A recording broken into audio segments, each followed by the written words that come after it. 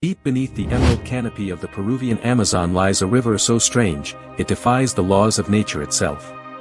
Locals whisper its name with trembling reverence, the Oceanic. This so-called boiling river is said to steam and sizzle, even miles from any known volcanic source. Scientists once dismissed it as myth, little more than a tale whispered around jungle fires to scare travelers. But satellite imagery changed everything. There it was, a ribbon of vapor winding through the dense foliage. Temperature readings confirmed the impossible, the water reached near boiling point. The boiling river stretches across the Mayantuyacu Reserve, guarded by the indigenous Oceanic people who believe it holds the spirit of Mother Earth's fury. They warn that the river kills anything that falls into it instantly. Steam burns rise like ghosts, cloaking the jungle in eternal twilight. When geologist Andres Rizzo first heard the legend, he scoffed, until his own aunt insisted she had bathed in the scalding waters.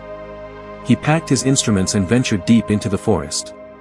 The further he traveled, the air grew thicker, hotter, and the smell of sulfur filled his lungs like smoke. Then the sound reached him, an eerie hiss, relentless and low. The ground trembled beneath each step. The forest thinned to reveal a silver ribbon streaming with vapor, water bubbling as though alive, a liquid mirror of hell shimmering beneath a veil of mist. When Rizzo touched his thermometer to the rushing surface, the reading shot upward, 196 degrees Fahrenheit. Enough to kill in seconds. A small frog slipped in from a nearby leaf, its flesh cooked instantly, the air filled with the stench of death and wet ash. Geologically, this should not exist. The nearest active volcano lies more than 400 miles away. No magma chamber could possibly reach this far, no tectonic fissure deep enough to feed such perfect heat. It was, by every theory, impossible. But the earth below hid mysteries far deeper than prediction. Rizzo's sensors detected mineral layers superheated from unknown origins, perhaps an ancient fracture connecting to a forgotten energy vein beneath the Andes. The river seemed to pulse, as though breathing through the crust itself. As night fell, the jungle seemed to awaken with unseen eyes. Mist curled through the trees like pale fingers. Insects fled, and monkeys screamed from distant branches, their echoes smothered by the hiss of churning steam. The air was suffocating, heavy with unseen dread. Local shamans believe the river was born of a cosmic wound, a tear carved when the earth was still young. They call it Yakamama, the mother of waters. Beneath its surface lies the serpent's breath, they say, venting heat from the planet's buried heart.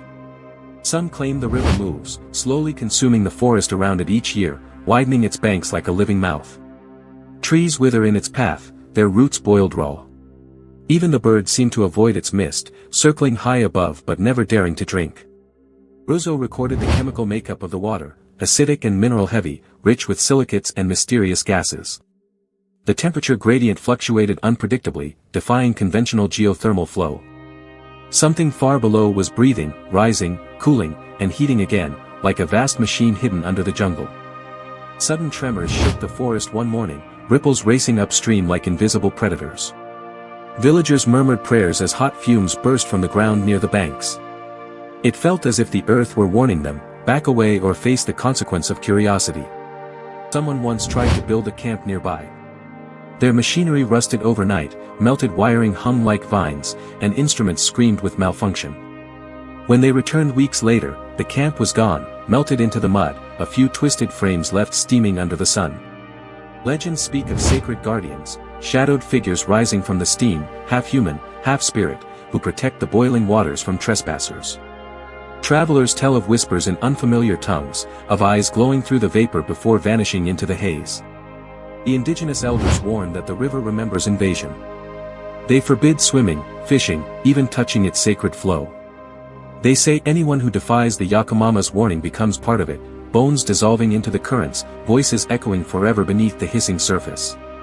Rizzo's recordings captured strange low-frequency pulses beneath the riverbed. These were not seismic quakes but rhythmic patterns, consistent and almost heart-like. Could this be geological resonance, or something sentient, vibrating through the mantle like a signal from below? Thermal drones revealed a network of fissures beneath miles of limestone, glowing vividly red. The imagery looked alive, arteries feeding into a single molten heart. There was no volcanic plume, only this buried circulatory system, ancient and beyond scientific explanation. As dawn pierced the haze, the mist refracted light into eerie halos, glowing emerald and scarlet across the river's surface.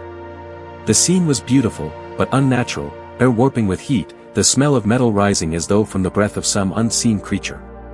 Rosso realized this place did not merely exist, it was growing. New sources of heat were spreading along the tributaries, expanding the zone of boiling discharge.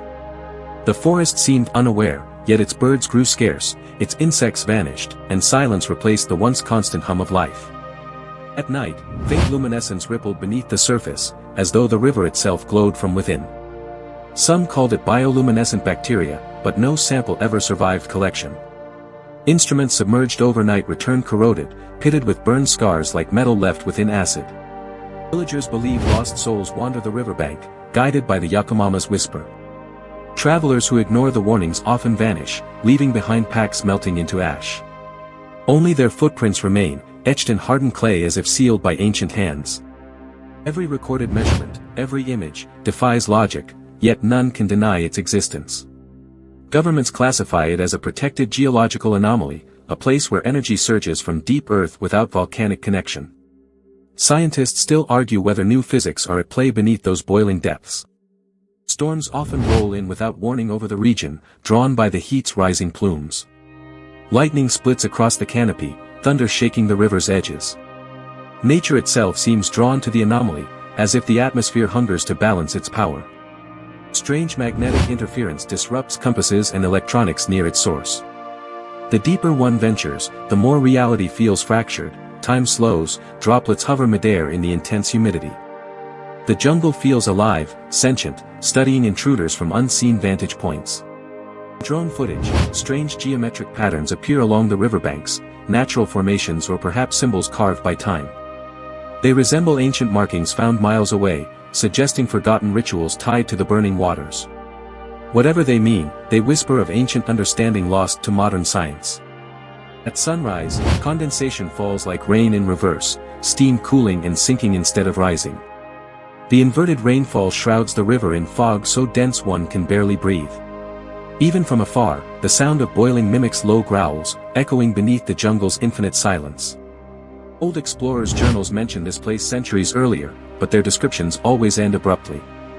Pages soaked in moisture, ink smeared into black veins.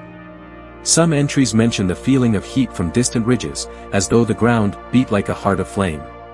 Researchers estimate the boiling river could hold keys to understanding unseen hydrothermal systems scattered across the planet.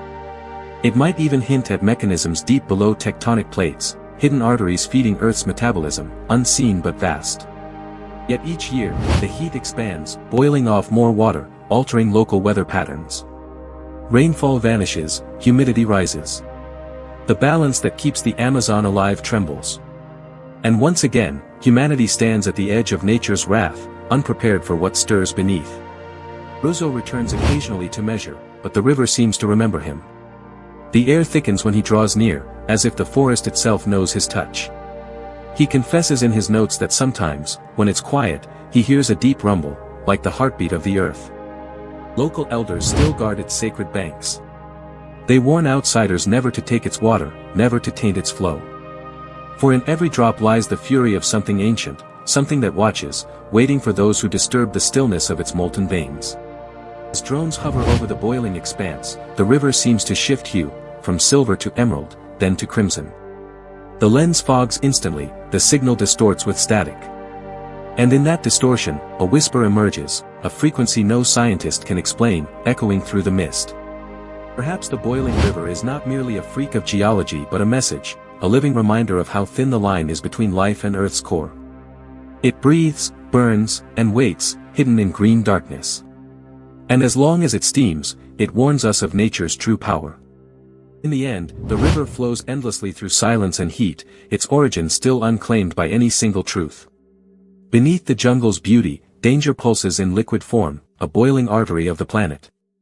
The boiling river remains both mystery and omen, forever veiled in steam.